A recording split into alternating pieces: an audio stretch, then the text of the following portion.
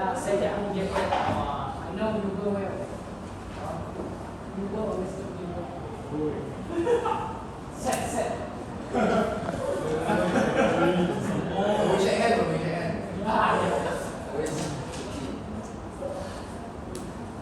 Share the sweats.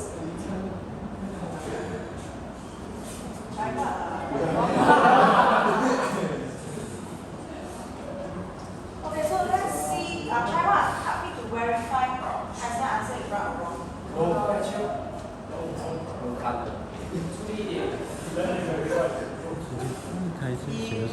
Try what you cannot verify correctly. I give you extra question to do. 另外一个发现，第一题的那个，然后嘞，它是有 So you must check. You must check. 没有一个 lecture 它也是这样子做，但是没有像这样做，没有这样子的 system。我只说这个，没有说。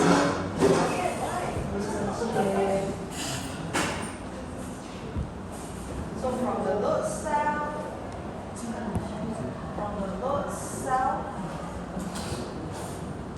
the filter, then you don't forget about high impedance. High impedance, and you read the voltage from the load cell to the filter, from the filter to the amplifier, and then from the filter must trigger the alarm.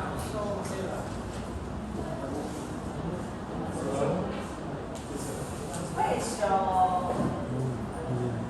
load cell input? You must label them, right, from load cell. Okay, from the load cell to the voltage follower, correct, because you want to have high input impedance, and then you will pass through the filter, correct? But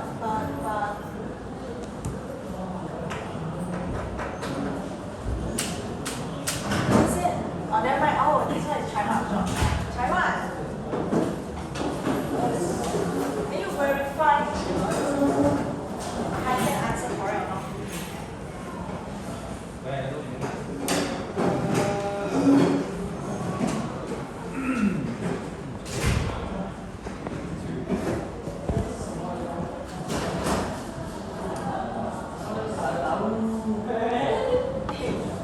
He put his amplifier there, but I say the amplifier, you better put the input properly, else, right?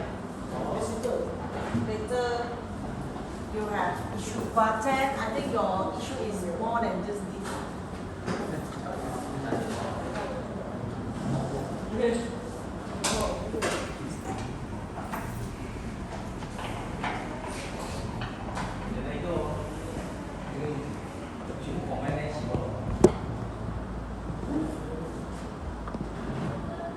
Sure, just combine everything together. Have you read the question once again?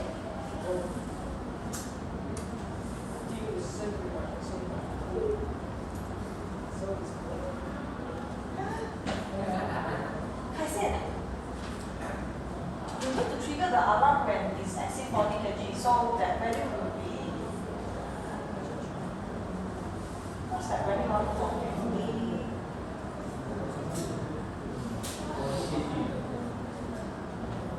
That value will be 0.08 volt. Then you connect your low pass filter to the amplifier. Is the value amplified there already?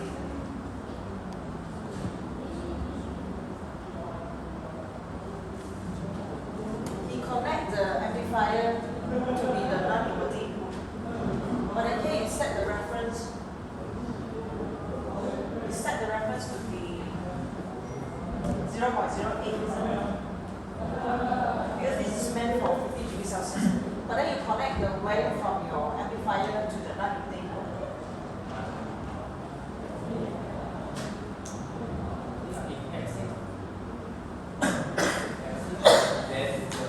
Then it will exceed before 50 degrees Celsius. Right? Before 50 degrees Celsius, your value is already higher than 0.08. because you amplify it. Do you all get it? And somewhat in your question, the low pass filter, the output signal from the low pass filter will be able to trigger the alarm. So you should connect your low pass, the value from the low pass to the comparator.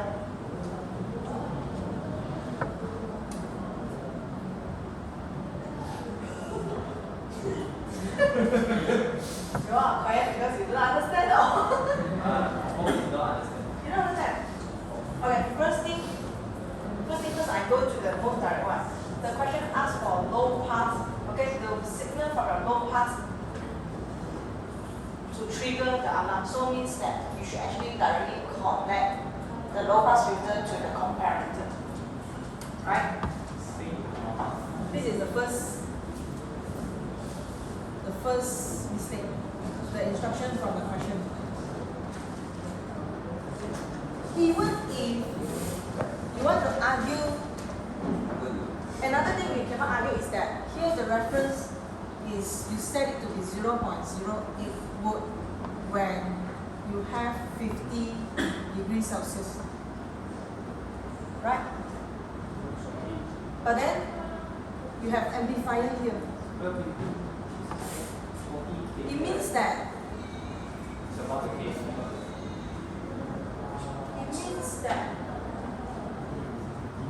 sorry? It means that even when you haven't reached 50 degrees Celsius, you may have some reading there already, and then you already amplified it to be higher than this. There are chances happen that way.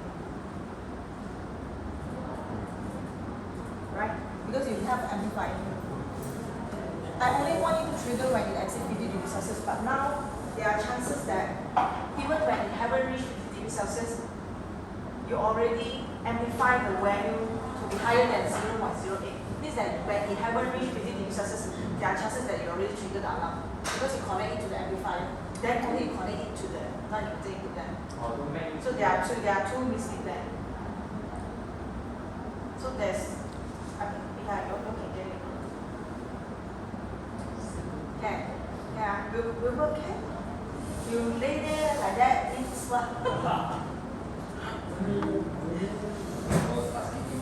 Oh, yeah. I mean, yeah, you get what I mean? First thing is the instruction from the question that asks you to use the signal from the low pass filter to trigger the alarm. So based on the question, you should connect the low pass to the non-inverting. But Kaisian connect it to the amplifier first, and then only send the input to the alarm to the comparator, which is wrong. Because based on this logic, before you reach 50 degrees Celsius, let's say 40, you already have some value there, but you go and amplify it. Then the value somehow higher than 0.08 already. Means maybe at 40 degrees Celsius you already triggered the alarm. Okay, so you need to change a little bit on the correction. Overall is correct, but this part is a bit. This part is the part.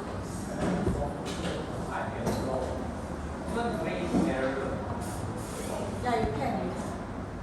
Also, your struggle is you don't know how to. Okay.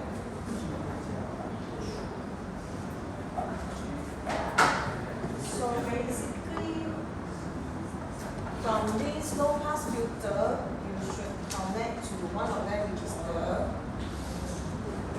alarm. And then another point is the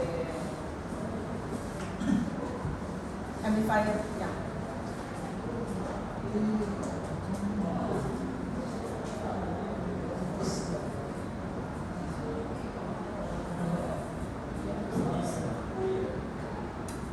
Okay, so you connect it to the amplifier and then connect it to the comparator.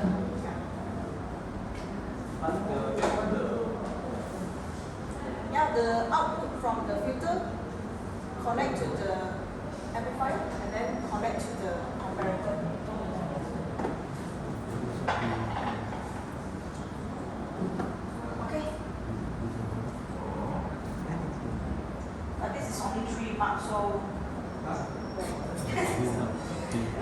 is only 3 marks. 3 marks is a lot, okay? If you want to get A, 77 to 80 is 3 marks, okay? But of course you won't get 0 lah. Probably I will deduct 1 or 2 marks there.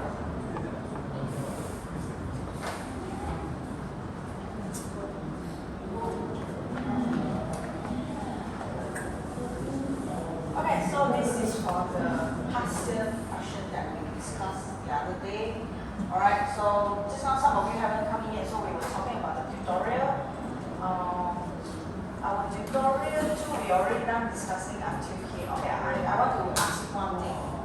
This morning, did you realize question 1 and question 3 is something that you have done? Yes. Yes, then how come? What happened? What happened to some of the solution? Like never seen the question before.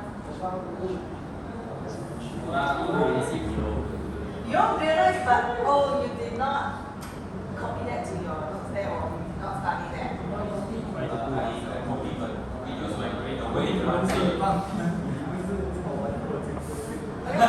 Question 1, I've seen some of you copy the question and the answer already. So you just copy without it. I should have just changed the value, right? Yes. Anyone get question 1 wrong? I think I do it wrong. Is it hard, Sean? Is it hard? Actually, no. Is it very easy, right? But I'm stupid.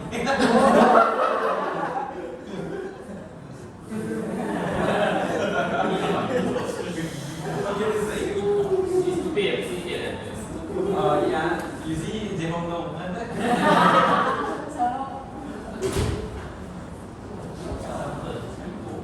Okay, so tutorial 2, 10 and 11 we will do it later because we haven't covered this part yet. Okay, so tutorial 3, 1, 2, 3 is basically it's the passive filters that we already learned last week. Alright, 4 is 3-stage filter. I will cover this. And then noise is something that I think we have did a similar class actually. Okay, before we start the lectures today, I want to randomly pick. Chaiwa, just so you haven't helped me verify, so I have a question for you. Chaiwa, tell me what's the difference between passive filters and active filters? Can you explain? If let's say I got already.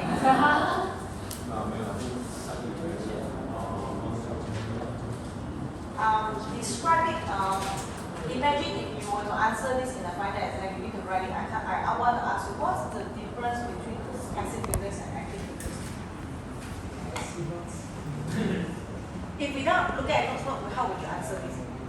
Yeah, assuming you did not get to read this before you go to exam, how the exam should come? How do you want to discuss?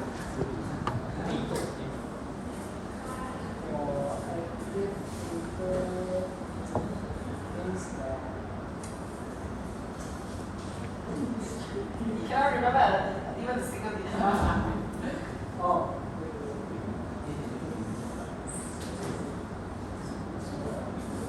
Jen Hong, we have 2 hours to get. Why you didn't do it first?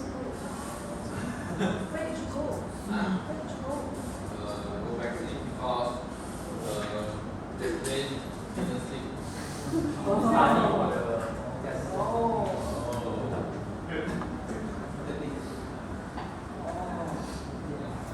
Yes. Chaiwa. If filter use active components, Okay. Like, give an example. passive use passive components. Give some example of what is the active component. Active one is amplifier, Okay. And then how about passive? resistor, And what, other than use resistor, capacitor, inductor, what else that makes the difference between 2 of them?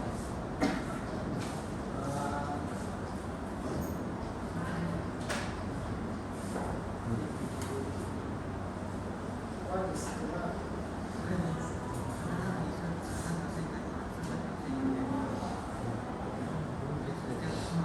one is depend on resistor power supply. Okay, so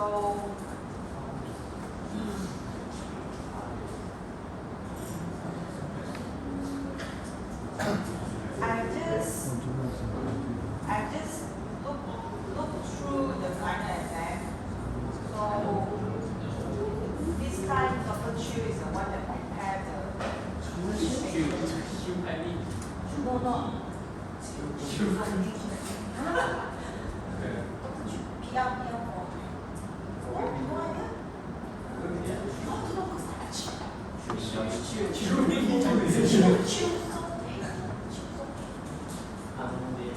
the very skinny one. Wow, PR, never mind, that's not the point. My point is, when I go through the paper, there's question that touch the filters, but he did not put this paper, but I have added this paper in, but now my dilemma is that I don't know I want to include this or I want to make you to be able to identify which one is the low class or high class. Because you see, you're supposed to work on that without this table, but now I add this table, so it's a bit too nice already. So I was thinking to go in between the balance. I can provide you this table, but you have to identify the type of the filter. Yep. Okay, right? Okay, yes. Okay.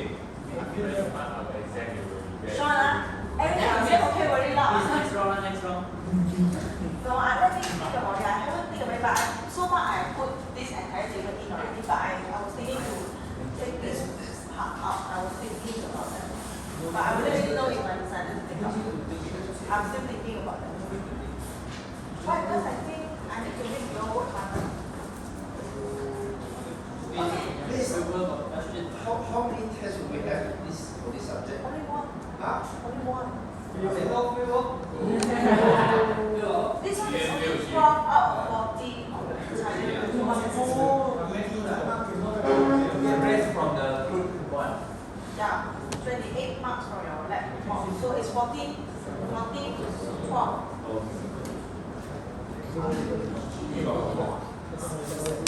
Some of the lab you can just refer the video like unlimited times until you can get everything right. So it's so much more easier. Hey, sorry, the lab you all cannot conduct already. Because spoil already last week. No, I don't blame that. I don't think it's your fault. Okay, but I think it's just very unfair. I think it's very unfair.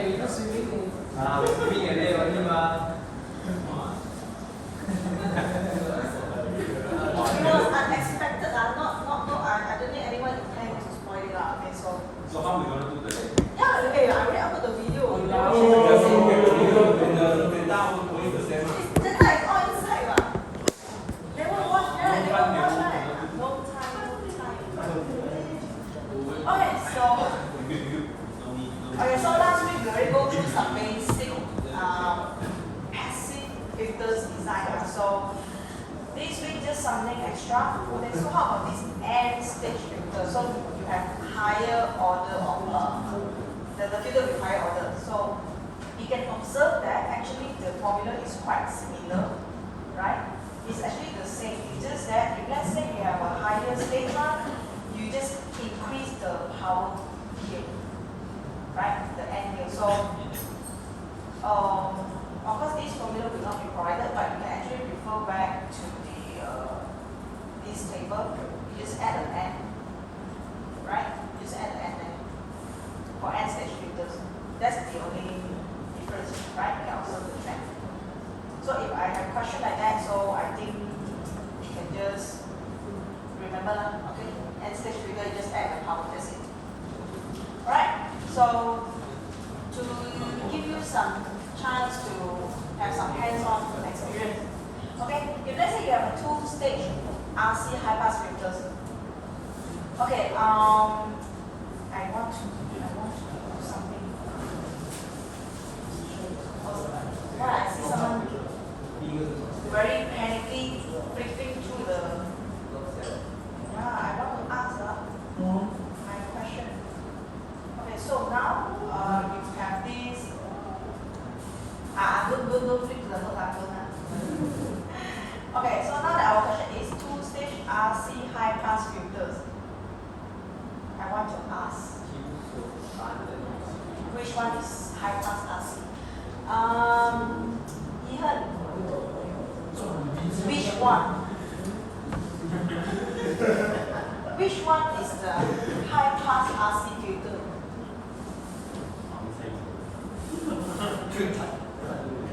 You actually have 50% chance of getting it right. There are only two RC filters. Which one is high pass and low pass? Sorry?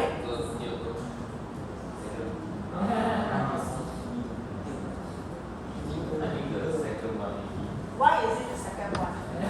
Yes, one.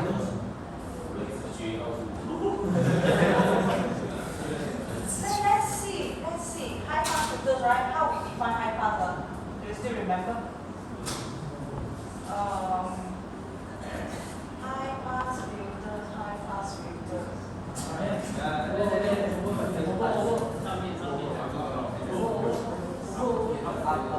Right, if your signal pass through a capacitor or you have a path to the ground through an inductor, so yeah, you pass through the capacitor. So let's see.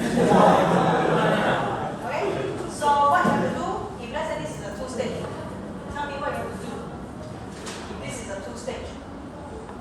Right, just like we have mentioned, just do something with the power, right? So if let's say it's a two-stage, what will be the value of N?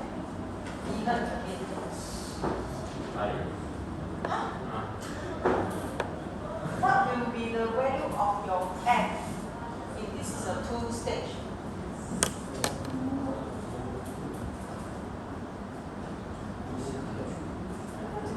Is it correct?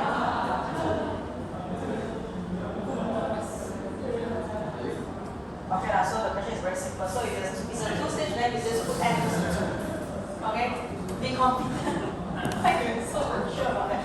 Okay, so the rest is just something that similar to what we have done in last week. So I hope it's what we did last week. Okay? Okay. My next question. Okay, so whatever we have learned up to now is all the passive filters. So now we move on to high pass filters. So just now, Chaifa had mentioned this one important thing about active filters. Active filters, we use active components such as op-amp, right? So op-amp are quite frequently used in the active filters design. So let's see. So on the left and right, both are active filters. Just that one is low pass, one is high pass. Okay, so if you ask me, how would these come out in exam? Usually these two diagram and the formula at the bottom will be provided. Okay, so you just have to, if I say I want an active high pass, then you just copy this active high pass and then just do all the calculation accordingly. Okay, so let's see. Design an active low pass filter with a cutoff frequency of 10 kHz and a gain of 5 using op-amp. And once again, this is just a simple practice for you. Of course, your exam will not have a standalone question like this. Okay, so now refer to the design we have up there and try and do it. Design an active low pass filter with a cutoff frequency of 10 kHz and a gain of 5 using the op-amp.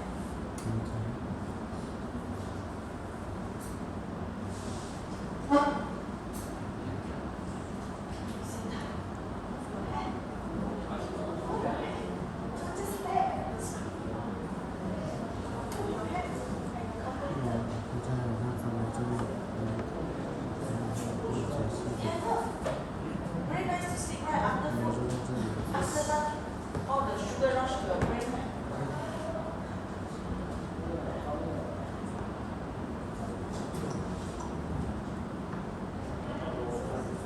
I want to check.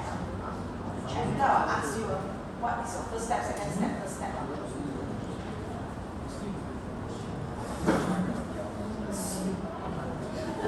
Before you do anything, you already start with C.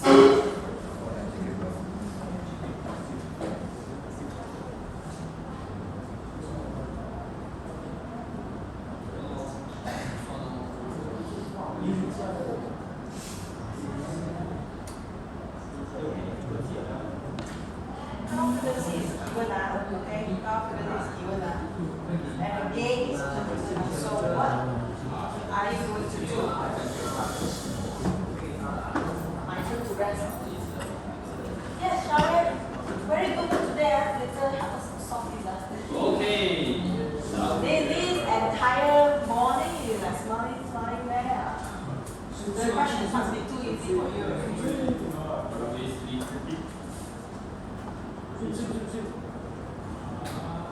I don't think you all can receive for a midterm test. I don't think you all need, right? I don't think you all need a receipt for a midterm test, right? Have you all ever really received for a midterm test for your any other subject? Yes. Yeah. Always. Sometimes. You really want to keep your lecture extra good, right? Prepare a good test for you.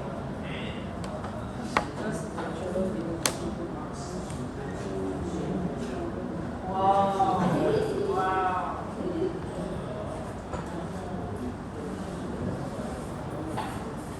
Okay, are you done, Sharon? That's not very simple questions, huh?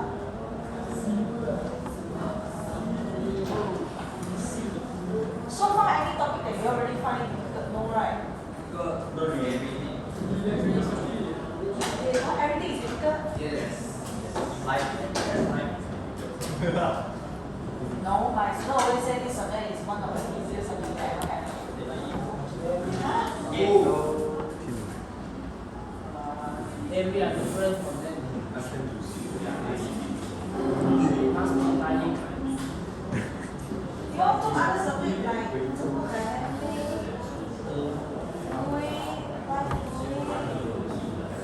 and then what else? Like electrical machine, all those.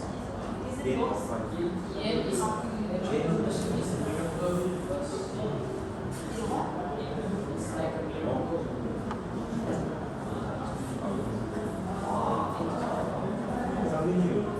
Sharon, yes, can you guide us from step 1 to Z, A to Z on this? If let's say this is the question, so how are you going to solve this? So obviously I think active low pass is definitely the one of the right? Just copy this entire diagram to the answer. But then what is the way of R, C, R1, R2? How do you figure those out? So how will you? Oh, the 10K hertz and then?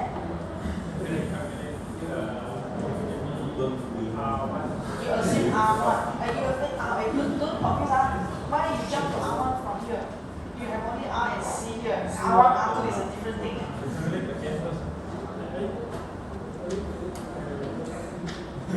Wow, formula is final, so you're already, Why it looks like the open book and that doesn't really help you. Does it help you from the open book?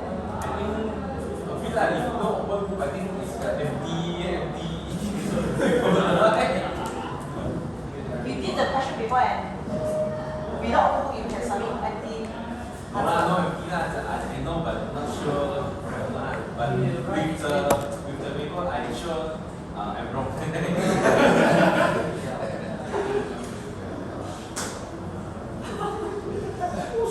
I want to quit this job. Yes, shut up again. You mean you sub 10K hertz to here and then yes. So RC, how do you? What do you do with the RC? How do you figure out? Huh?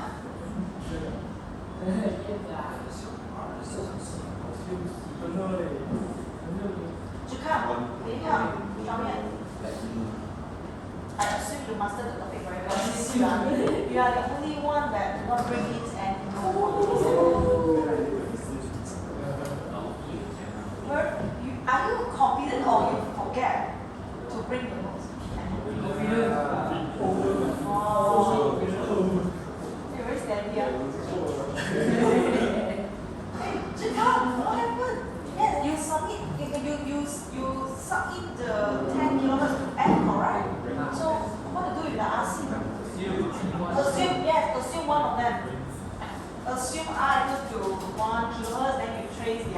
for a C. So how about this R1, R2? Assume out the way. Assume sub the gain of 5, right? Okay, this one is given, cannot change, this one cannot assume. So from here, you can assume either one of them, then you calculate the other one. This is how you do this kind of design. Yes, we will, yes? So assume C or assume R? But how many times I told you? You really did not hear or how? You can assume one of them. It's up to you. You want to assume R, you assume C. So you're going to assume both. Assume R, then you calculate C. So assume C, you calculate R. Wait, you already, huh? Wow. Your ear are all here but never hear a single thing from you. Hey, do you do that the other lecture, right? I'm not fair. Do you all do that the other lecture? Yes. Yes, okay. You mean for other mechanical subject, you okay lah, you listen to the lecturer lah. Other mechanical we usually sleep. Okay, oh, this one I answered for you already, so we just go through. Okay, so design a non-inverting and low pass filters gate, the actual gain of 10. Current frequency is given, and then input impedance is also given. Okay, so same thing, active low pass, just go back to this active low pass filters, and what do you do with that? Is A given? Okay, A is 10, right? Gain of 10, and then you calculate, you assume one of the values. Okay, if you assign R1 to be 1, then you calculate R2. If you assign R2 to be 1, then you calculate R1. So you same idea. And then what else you can do? You are given a cutoff frequency and also input impedance of 10. So in this case, your cutoff frequency F here is 10 and is 159 Hz. By the way, when you all do this calculation, be careful with the K, all those units. Okay, sometimes with K or without K or I give you mega or what, you have to be careful with the unit. Else you will get right different value or give a wrong unit, right? So 10 kHz is the input impedance is given already. You can get your C directly from there. Very easy, isn't it, this subject? Tell me which part is hard about this. Chukan, tell me. You all say hard, so tell me which part is hard about this. It's not that you cannot read one, you can read right, active low pass, you know what is frequency, you know what is impedance, you know what is gain. What is hard about this? But this will be one of the sub-question one. Alright. At least you can get some marks in between there. Right? Okay, same thing here. Okay, so same thing as active high pass. Your gain is 2, cutoff frequency is 1 kHz, and this time that tells you the input capacitor is 10 nanofarad, right? So all these values are given. You just, even the formulas are given. If you all are so passive, I think next time we should slowly take out all the formulas. Right? To push you all really go and memorize and study things for the subject. Else to be honest, sometimes I struggle because all the formula are given. I don't know what to test the student already. All the formula are there. You give me an idea like how to come up with exam question.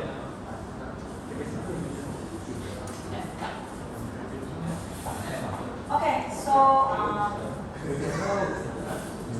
we just quickly go through all these lines. This one is just for extra knowledge. Okay, so DAC.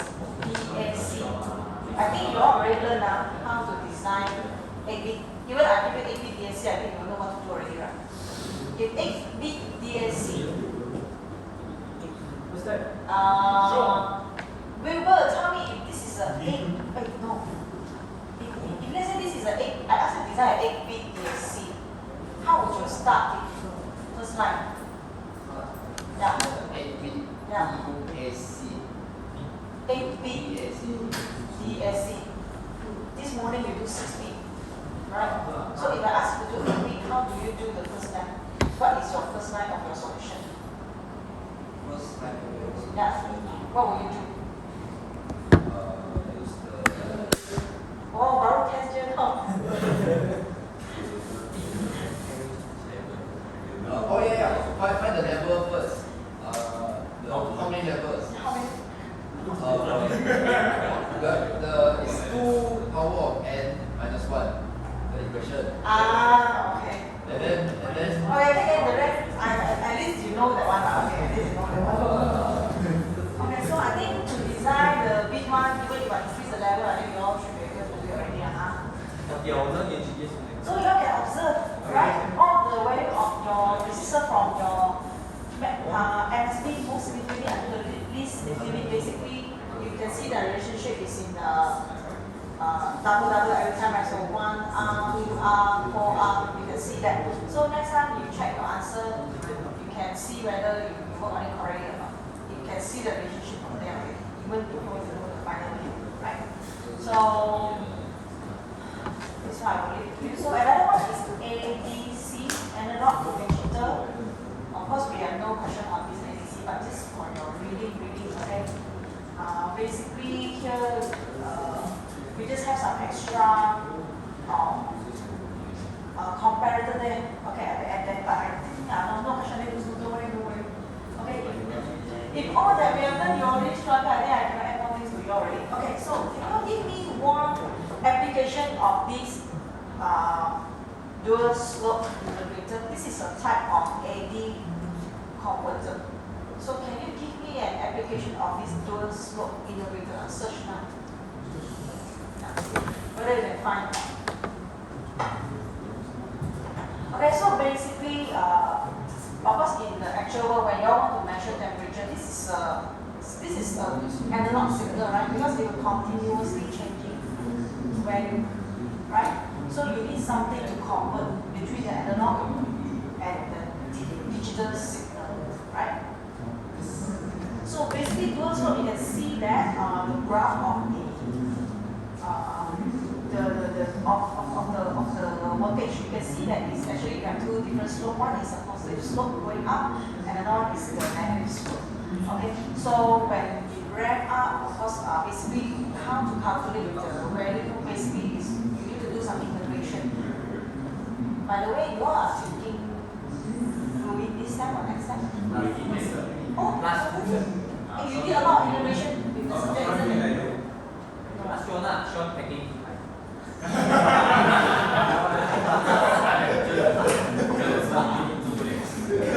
Okay, Sean, then your mathematics must be very good already now. Maybe. You do a double work of others, right? Yeah, I see you use a lot of integration, isn't it, for the subject? Yes. Yes, okay, so basically for right now, there is a formula for you, and then you need to do some integration in order to calculate the value. But of course, rest assured, no question on this. So now I just at least want to give you some overview of what all these things. So I want to ask you, what is the application of this dual slope integrator? Karen, yes.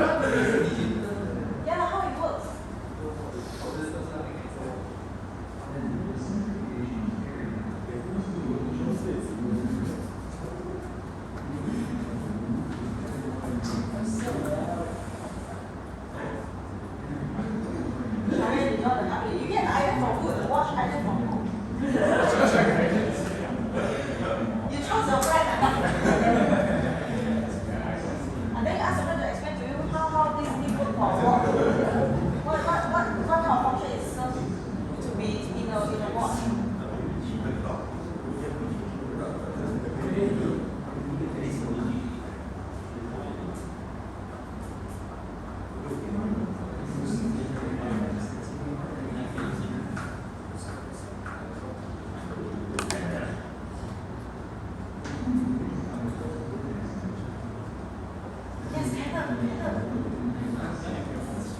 can change other answer. You can. It's up to you. You say watch, but your friend must be curious also. Why you say watch? How does this work for watch?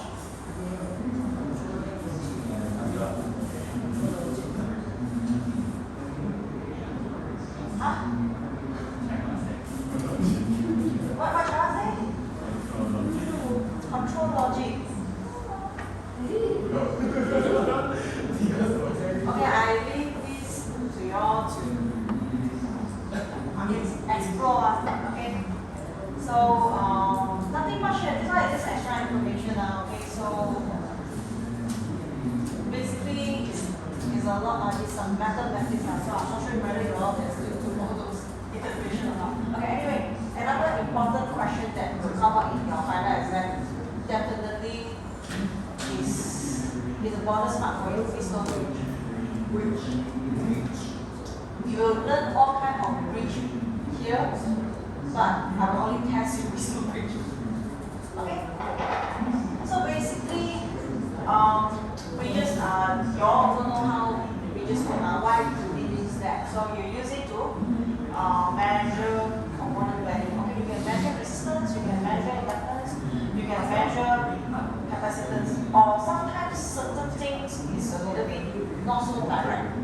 Maybe we go through a different way, but we will still use bridge. I give you one example. I think last time we have this project. Okay, for example, I want you to measure moisture inside a certain product, right? So you have to design something, then you put the device inside to check the moisture. But how do you check moisture? How? Do you have anything? Let's say I ask you to design the device, and you are mechanical engineer, so definitely you may also do this kind of project. Let's say your FRP, I ask you to design something to measure moisture. How would you want to do that? So lazy, it's very sense up.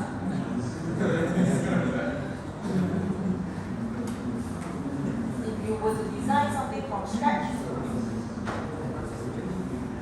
without buying a sensor,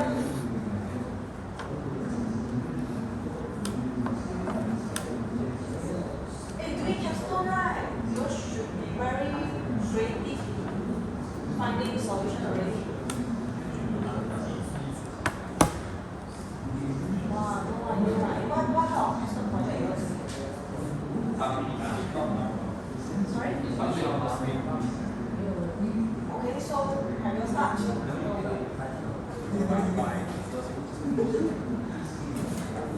Everything you want to try? If let's say I ask you to do okay, I just give you some idea. Okay, sometimes okay, maybe you can use bridge, but how would you end up finding the moisture by using that? Yes! Say that. Zhongzhe, is it? Zhongzhe. Further describe that if you have idea already. It's correct. It's correct. So what's your concept for that?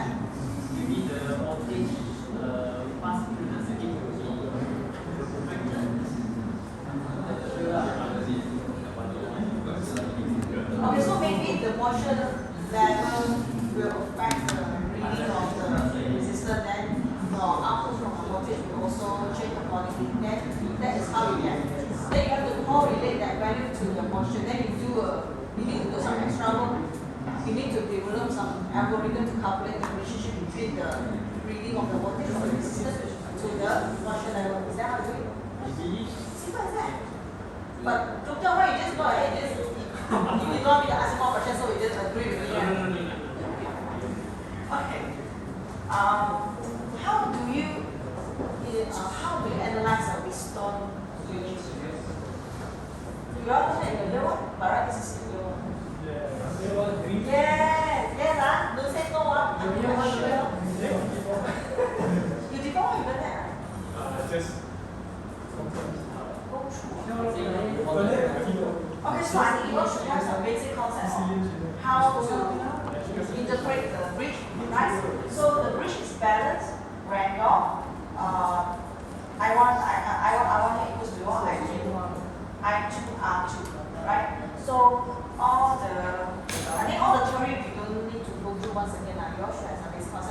So by combining all the equations that you walk there, we will come up with one very important formula. I think you all know what's that for Instru bridge. Basically, the multiplication of the resistor opposite will be equals to gas. So in this case, look at it. So will be R1 multiplied with R4 equals to R2 multiplied with R3. Okay? So the concept is that I think we just quickly go through the concept a little bit. So the Instru bridge, we have this DC voltage source, and we have 4 resistive arms forming 2 voltage dividers. Okay, you all heard about this voltage divider. Okay? Do you all still remember how to work with the voltage divider? Because later on you will work with that again. Okay, so voltage divider, and then the output is taken between the 2 dividers, right? So one of them will be something that is adjustable, so you can relate with the value. So when the bridge is balanced, the output is 0. So the product and the resistance in the opposite diagonals are equals, yes? What is E? Sorry? The E, what is that? Where is E? Yeah, and the equation that I1 equals to I3 equals to E. You have a voltage there. This is a DC voltage source. Yeah. You are supplying the DC voltage here. So that is E. Yes. But you're not going to use this, don't worry. So you need to, of course, you need to know about this. And there are some, based on the the principle that we go through just now, so this is where you have to apply it to analyze it now. Okay, so look at this. How do you calculate the voltage at this terminal C? Why is it R3 divided by R1 plus R3 multiplied with the voltage? Okay, because just now we have mentioned you treat it like a 2 voltage divider. Right? Imagine the output, we have already mentioned, right, the output is taken between the 2 dividers. So imagine this is one divider, another one is the second one here on the right. Okay, so this is how you analyze it. If I ask you to find the voltage at terminal C, so imagine this is one voltage divider here. So from here, this line until here, so imagine you have this, maybe it's not connected to the ground. So you want to find the voltage at this point. So that will be R3 divided by the total resistance here, right? So R1 plus R3, then multiply with the input voltage. So same thing, if I ask you to calculate the voltage at the terminal D, do the same thing, treat it like a voltage divider. Okay, so for that case, it will be R4 divided by R2 plus R4. Okay. So to find the where's the field? Okay, the output is taken between the dividers. So the output will be the difference between them, right? So VCD will be just find the difference between them. Okay, so this is how you find the voltage at the terminals there, right? So there are 2 steps in order. Okay, same thing. Thevenin. Anyone remember what's Thevenin? Learn before don't forget again. Okay, so there are 2 steps in order to find the Thevenin equivalent. Okay, so just now we already learned how to find the equivalent voltage. So you imagine you take out the galvanometer from the. So this one is the theory. If you want to find the equivalent voltage at the terminal C, then you have to assuming you take out the galvanometer from the scale. Okay, then only you can get the equivalent voltage here. Right? This one, first one, we already done. So second one, how to find the equivalent resistance. Okay, so let's see how to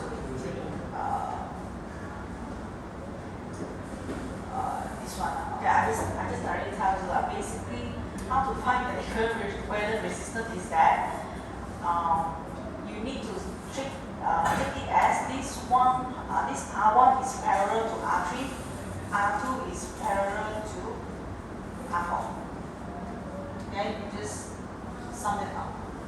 To find the total resistance, basically after you find this equivalent resistance, you actually still have the internal resistance from the battery, so you have to sum this up. So this one will be how you will be usually tested. So this is a typical question that will come up. If you look at this, okay, the figure shows the schematic diagram of piston bridge, right? And you are given the value of the battery voltage 5 volt, and the question said that the internal resistance is can be signaled by negligible. So the galvanometer have a current sensitivity of 10 millimeter per microampere. This one, little only we use it. So the galvanometer have an internal resistance of 100 ohm. So the question asks you to calculate the deflection of the galvanometer caused by the you have this unbalance in this arm BC here. So step by step, first find the equivalent voltage. So how to find the equivalent voltage based on this? The answer is here, but I want you to tell me how to find that. How to get the 2.77 millivolt? Just now we already said, you just assume that you take out the galvanometer from the circuit, you treat it as a voltage divider. You have two voltage dividers there, isn't it? So let me ask simple question. Answer comes since you are so stupid. So how to find the voltage at the terminal D? Very fast one. Come. Yeah. How to find the value? The voltage at the terminal D and the voltage at the terminal B. So in order for you to find the equivalent voltage at these terminals here. So just now we have mentioned treat it like a voltage divider. So how do you perform these voltage dividers?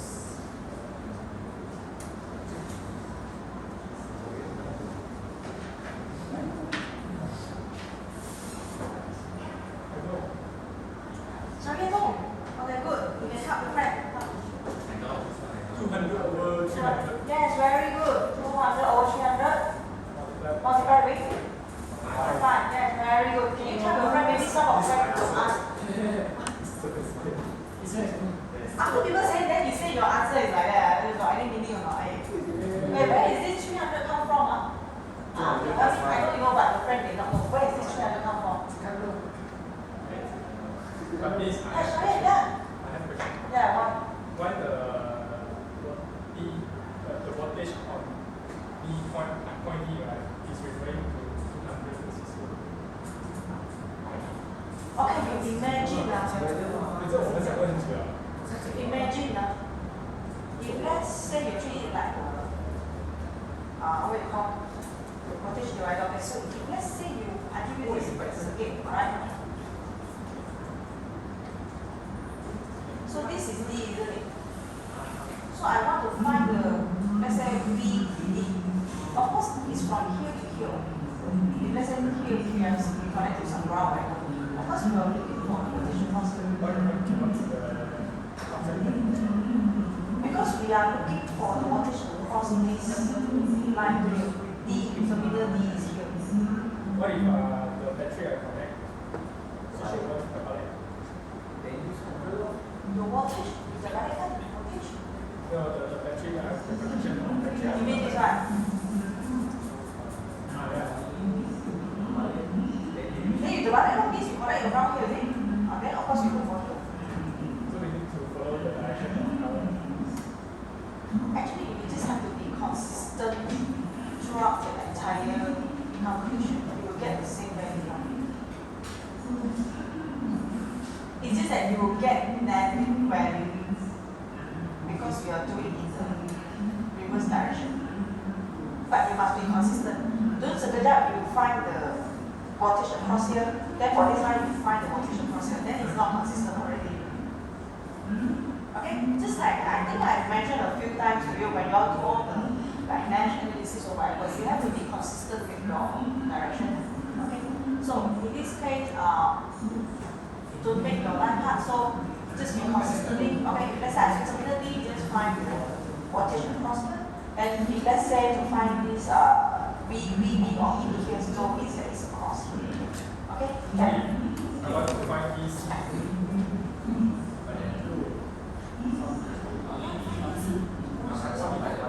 But why would you do so? Because your galvanometer is impossible. Just curious. What's the Then you have to follow the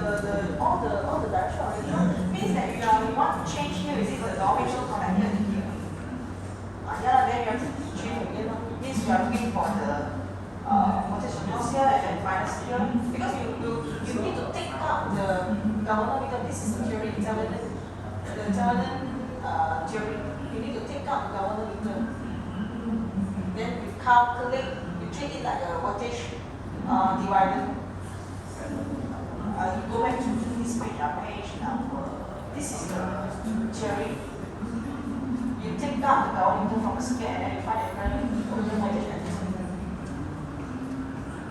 okay, what you said just like you said you want to find here, right? Here, this point, right? That means that your galvanometer is connected this way.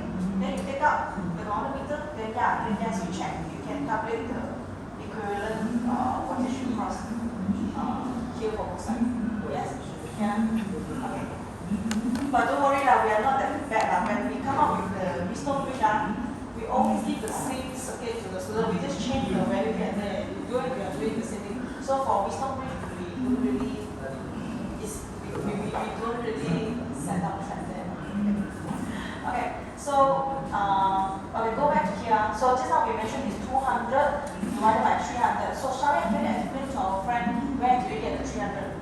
100 plus 200. Okay, 100 plus 100. So anyone can get.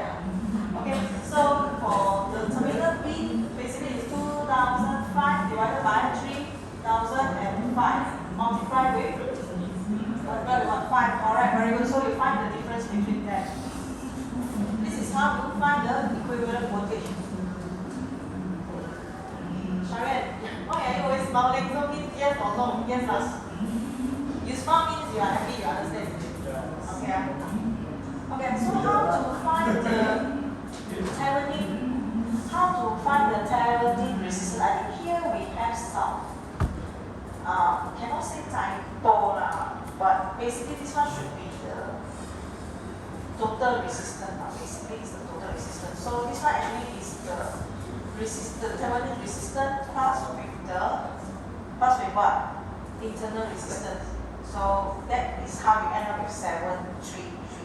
If you do the calculation for the Thevenin resistance, you will get 633. You can try and do it now. So just now we have mentioned, based on the theory, how you do it is that based on the theory, 100 parallel with 200, right? And then 1000 parallel with 2005. If never mind, I'm a little bit lazy to use calculator, so I will just use the app to show you. Hey, by the way, you all better know how to operate your calculator. Don't in that exam you do not know how to find the parallel resistor. I cannot help you with it.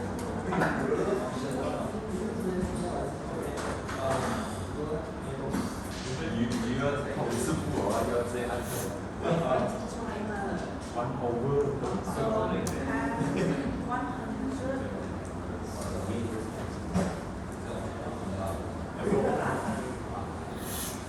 So you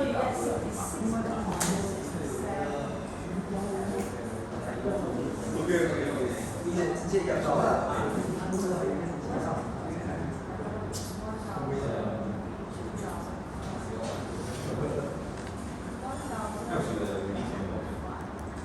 So you get 667.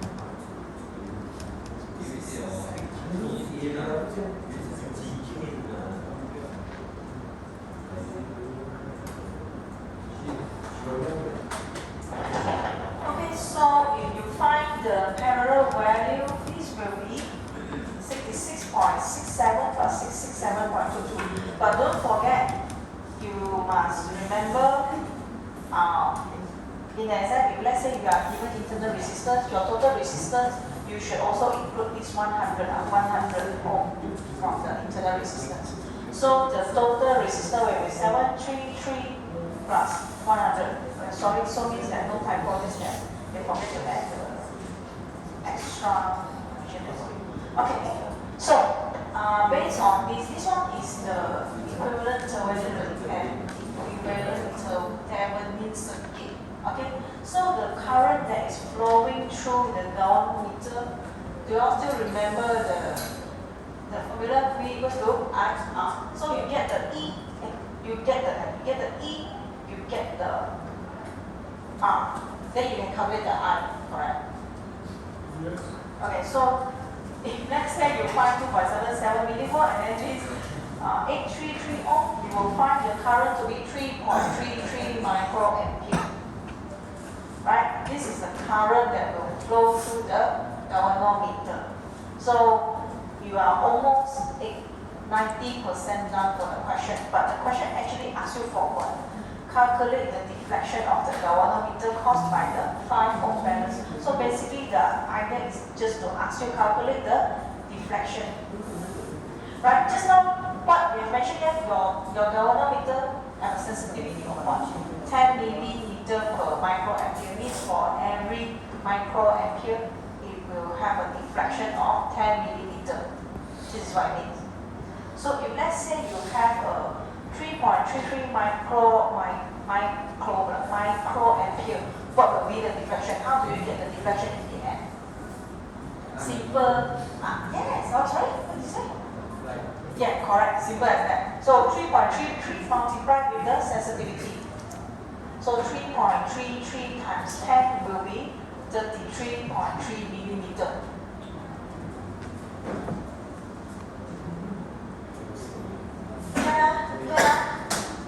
Okay, so every time if let's say we have this kind of question, it is meant to be a yes. Okay, I repeat now. So your current flowing through the galvanometer is 3.33 microampere, and then your galvanometer have a sensitivity of 10 millimeter per microampere. For every microampere, it will deflect 10 millimeters. So if let's say now you have 3.33 microampere, what will be the deflection? You just have to multiply 3.33 microampere times 10. It means that for 3.33 microampere, you will have a 33.3 millimeter of the deflection. Right? Simple as that. If you observe in all the past paper, actually basically we just recycle for wisdom bridge, basically we just recycle the diagram by changing the value here and there. So you can see it, sorry.